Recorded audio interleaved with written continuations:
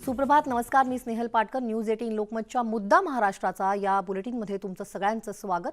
आता आपण एक स्टिंग पाहणार आहोत. ही आणखी एक स्टिंग समोर आलेली आहे, पण न्यूज 18 लोकमत या स्टिंगची पुष्टी करत नाहीये. मोहित कंबोज यांनी या संदर्भात एक ट्विट केलंय. गुप्ता नावाच्या नोटरीचं हे स्टिंग आहे, पण या स्टिंगची न्यूज 18 लोकमत पुष्टी करत नाहीये. गुप्ताज, गोसावी आणि साईल बाबतचं वक्तव्य यामध्ये आहे. हे आणखी एक स्टिंग समोर आलंय.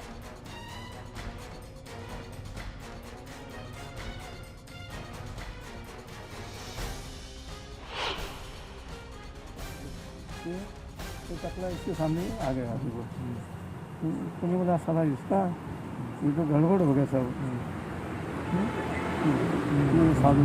ये केपी गोसाई हाँ, और इसका बॉडी गार्ड था साला।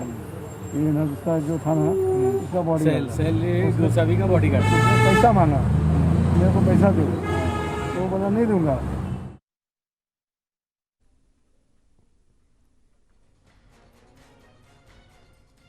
याविषयी अधिक माहिती घेऊयात तुषार उपनवार आमचे प्रतिनिधी यांच्याकडून. तुषार, काय सांगता येईल? हे आणखी एक स्टिंग समोर आलंय. स्नेहल, आपण जर आता पाहिलं असेल तर प्रभाकर यांनी जे आरोप केले होते समीर वानखडे आणि किरण गोसावी या संदर्भामध्ये, आता त्या प्रकरणातला आपल्याला एक एक नवीन उलगडा आपल्याला समोर येताना पाहायला मिळतोय.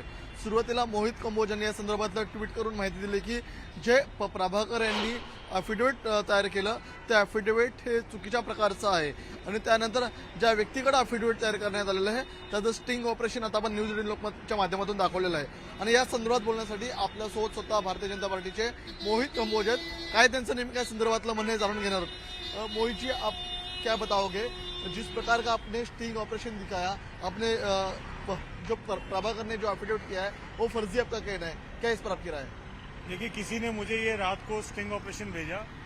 मेरा ऐसा मानना है कि स्टिंग ऑपरेशन से ये काफ़ी एक जाहिर होता है किस प्रकार से मैन पावर, मसल पावर, मनी पावर और मिनिस्टर पावर का इस्तेमाल करते हुए माननीय मियां नवाब मलिक जी पद का दुरुपयोग करते हुए पूरे एनसीबी को डिफेम करना, केस को डिरेल करना और केंद्रीय अधिकारियों और भारतीय जनता पार्टी के ऊपर टीका टिप्पणी करने का काम कर रहे हैं.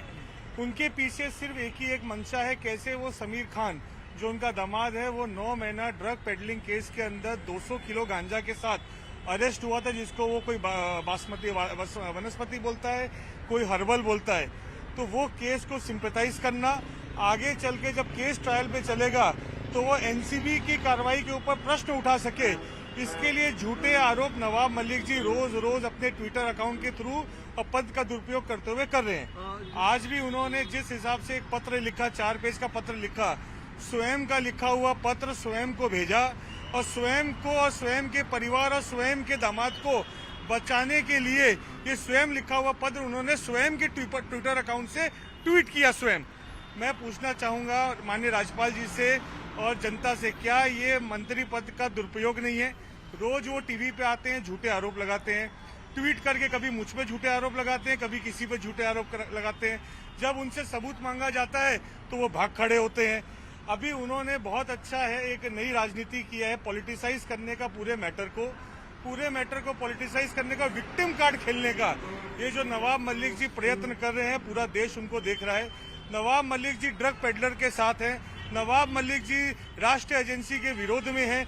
क्यों? आज पत्र में जो 26 लोगों के केस का जिक्र किया उसके अंदर 25 लोग एक ही समाज के हैं. मियां नवाब जी से पूछना चाहूंगा, क्या वो ये पॉलिटिसाइज नहीं कर रहे हैं और क्या कर रहे हैं? आप मुझे बताइए, अब जिस प्रकार नवाब मलिक के आरोप का प्रत्युत्तर दे रहे हैं, ये तो राजनीति का भाग हुआ, लेकिन जिस प्रकार नवाब मलिक ने समीर वानखड़े के बारे में कहा है कि उनका जो बर्थ सर्टिफिकेट है, उनका जो कास्ट सर्टिफिकेट है, ये डुप्लीकेट बनाया हुआ गया है और उस पर वो जो अभी जुडिशियल में जाने वाले हैं.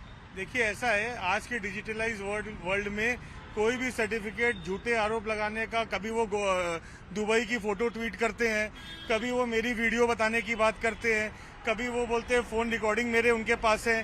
तो क्या ऐसे आदमी जिसकी क्रेडिबिलिटी नहीं है उसके बारे में क्या बात करने का कि वो सच बोल रहा है कि झूठ बोल रहा है? पहले दिन से नवाब मलिक झूठ बोलने के अलावा कर क्या रहे हैं? फर्स्ट डे से वो झूठ बोल रहे हैं. और कल भी जिस हिसाब से एक नोटरी वाले का स्टिंग ऑपरेशन हुआ, जिसने एफिडेविट बनाया था, प्रभाकर ने एफिडेविट बनाया था। अब वो जब नोटराइज करने के लिए एफिडेविट गया तो वो नोटराइज करते समय जो नोटरी था उसने साफ बोला कि इसके पीछे उसने खुद सुना कैसे कोई मनोज नाम का व्यक्ति और नवाब मलिक जो मंत्री हैं उन्होंने मिलने की बात की, उन्होंने प्रेशराइज किया उस आदमी को कि तुम साइन कर दो। एफिडेविट भी नवाब मलिक ने स्वयं बनाया, ऐसा उसका बोलना है। और इसके पीछे एक झूठा एफिडेविट बनाया। जब एफिडेविट ही झूठा है तो सब एलिगेशन झूठे हैं। जब एफिडेविट पे वकील का भी साइन नहीं है, आप देख सकते हैं किस हिसाब से झूठा एफिडेविट बनाया गया, सिर्फ और सिर्फ इंटेंशन से कैसे वो राष्ट्रीय एजेंसी को और अपोजिशन पार्टी को बदनाम कर सकते हैं। लेकिन जिस प्रकार आपका कहना है कि एफिडेविट झूठ प्रकार से बनाया गया, वो एफिडेविट के बारे में आप क्या करने वाले हो? और दूसरी बात, नवाब मलिक जिस प्रकार आप पर बड़े बड़े एलिगेशन कर रहे हैं, तो नवाब मलिक के खिलाफ अब कुछ देखिए, मैं अभी कोर्ट में खड़ा हूँ। नवाब मलिक ने जिस हिसाब से पहले दिन से मेरे ऊपर, मेरे परिवार के ऊपर आरोप लगाया था, मैं आज उनके ऊपर criminal defamation under section 499 and 500 IPC के द्वारा उनके ऊपर दाखिल करने लगा हूं। और उनको जवाब देना पड़ेगा कि क्या वो अपने पद का दुरुपयोग करते हुए सिर्फ और सिर्फ झूठे एलिगेशन, झूठे आरोप नेशनल मीडिया के ऊपर और खुद के ट्विटर अकाउंट जहां पे वो minister of cabinet minister of Maharashtra government की बात करते हैं, वहां पे वो लोगों को गुमराह नहीं कर रहे हैं तो और क्या कर रहे हैं, और एक आदमी को डिफेम नहीं कर रहे हैं, परिवार को डिफेम नहीं कर रहे हैं तो और क्या कर रहे हैं। और आज मैं बताना चाहूँगा, मुझे स्वयं नवाब मलिक जी से और ड्रग सिंडिकेट से मेरे और मेरे परिवार को जान का खतरा है। जिस हिसाब से मेरे के ऊपर वो एलिगेशन लगाते आए, कहीं ना कहीं मुझे ऐसा लगता है कि मेरे ऊपर नवाब मलिक जी कोई ना कोई ऐसी घटना करा सकते हैं जिससे मेरी जान को खतरा हो सकता है। तो मैं महाराष्ट्र के मुख्यमंत्री जी से दरख्वास्त करूंगा, कृपया करके आप मुझे भी सिक्योरिटी प्रोवाइड करें और मेरी भी जान करें। मैं भी एक सिटीजन हूं जो आपके मंत्री का पूरा झूठा पूरा कांड को समाज के आगे लेके आ रहा हूं, कैसे वो झूठी राजनीति करते हैं, पॉलिटिसाइज करने की राजनीति करते हैं और झूठे आरोप लगाते हैं। तर आपण या ठिकाणी स्नेहल पाहिलं असन, हे होते आपल्यासोबत बोलण्यासाठी मोहित कंबोज यांनी नवाब मलिकांनी केलेले आरोप फेटाळलेले आहेत। असं मात्र प्रभाकर यांनी ज्या प्रकारे ॲफिडेविट तयार केलं, ते ॲफिडेविट तयार करण्यापूर्वी त्यांचं जे काय स्टिंग ऑपरेशन आहे ते त्यांनी दाखवलेलं आहे। ते ॲफिडेविट चुकीच्या प्रकारे सादर करण्यात आलेलं आहे। आणि दुसरी गोष्ट म्हणजे नवाब मलिक आणि जे ड्रग्स माफिया आहेत त्यांच्यापासून माझ्या जीवाला धोका आहे, असं देखील मोहित कंबोज यांनी न्यूज 18 लोकमतशी सांगितलेलं आहे। त्यामुळे आता मुख्यमंत्री हे सगळे प्रकरण जर पाहत असतील तर या सगळ्या प्रकरणामध्ये नेमकी राज्य सरकार नेमकी भूमिका कशी स्पष्ट करणार आहे, कारण की आता या प्रकरणाला दररोज वेगवेगळं रूप येताना आपल्याला पाहायला मिळतात। दररोज अनेक नव्या घटनांचा आपल्याला यामध्ये उलगडा होताना पाहायला मिळतो। त्यामुळे येत्या काळामध्ये ज्या प्रकारे मोहित कंबोज आता त्यांच्यावरती क्रिमिनल डिफॉर्मेशनचा या ठिकाणी दावा ठोकणार आहेत, त्यानंतर नवाब मलिकांची काय भूमिका असेल आपल्याला पाहायला मिळणार आहे। मोहित कंबोज यांनी नवाब मलिक यांच्यावरती टीका केलेली आहे। तर याआधी सुद्धा नवाब मलिक यांनी मोहित कंबोज यांच्यावर टीका केली होती, त्यामुळे आरोप प्रत्यारोपाच्या फैरी आपल्याला खरं तर या सगळ्यामध्ये बघायला मिळतात। पण आता तुम्ही जे स्टिंग पाहिलं त्या स्टिंगची पुष्टी न्यूज 18 लोकमत करत नाहीये। यासोबतच या बातमीसोबतच बुलेटिनमध्ये वेळ झाली एका छोट्याशा ब्रेकची। ब्रेकनंतर पुन्हा भेटूयात, पहा फक्त न्यूज 18 लोकमत।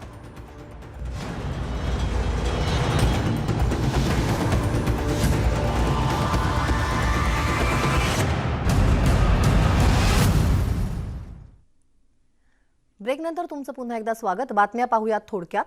मुंबईतील 2 चिमुकल्यांचा खड्ड्यात पडून मृत्यू झालाय। मुंबईतील एंटॉप हिल परिसरात ही दुर्दैवी घटना घडली आहे। ही दोन्ही मुलं गार्डनमध्ये खेळत असताना शेजारी खोदण्यात आलेल्या खड्ड्यात ती पडली आणि त्यानंतर त्यांचा बुडून मृत्यू झाला। या घटनेनं परिसरात हळहळ व्यक्त होतीये। 12 वर्षाचा यशकुमार आणि 9 वर्षाचा शिवम हे दोघेही एंटॉप हिल परिसरातील गार्डनमध्ये खेळत होते। त्याच भागात पाईपलाईन दुरुस्तीसाठी एक खड्डा खोदण्यात आला होता। खेळता खेळता शिवम आणि यशकुमार हे दोघेही त्या खड्ड्यात पडले। खड्डा हा खोल आणि पाण्यानं भरलेला असल्यानं दोन्ही चिमुकल्यांचा त्यात बुडून मृत्यू झालाय। भिवंडी शहरातील वंजारपट्टी नाका इथं मेट्रो हॉटेलजवळ मध्यरात्री चायनीजच्या गाडीजवळ 2 गटात राडा झाला। जमावानं शफीक शेख या तरुणाला बेदम मारहाण केली। या तरुणाला त्या इंदिरा गांधी उपजिल्हा रुग्णालयात उपचारासाठी नेण्यात आलं, मात्र डॉक्टरांनी त्याला मृत घोषित केलं। या प्रकरणी निजामपूर पोलिसांनी 4 ताब्यात घेतलंय।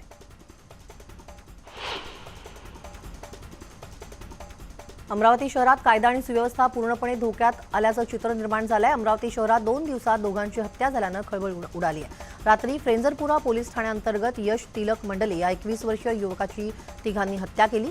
मृत यशला दुचाकीवरून तिघांनी गाठून धारदार शस्त्रानं हत्या केली आहे। तर गाडगेनगर पोलीस ठाण्याच्या हद्दीत विलासनगरात किरकोळ कारणावरून अमरावती शहरातीलच 24 वर्षीय अक्षय पांडे या युवकाचा एका बारसमोर 4 जणांनी चाकूने भुसकून खून केला. सलग 2 दिवसात दोघांच्या हत्यानं शहर हादरून गेलंय, तर दोन्ही घटनेतील आरोपी पसार आहेत. त्यामुळे शहरात कायद्याचा धाकच राहिला नाही, हा प्रश्न नागरिक विचारतायत.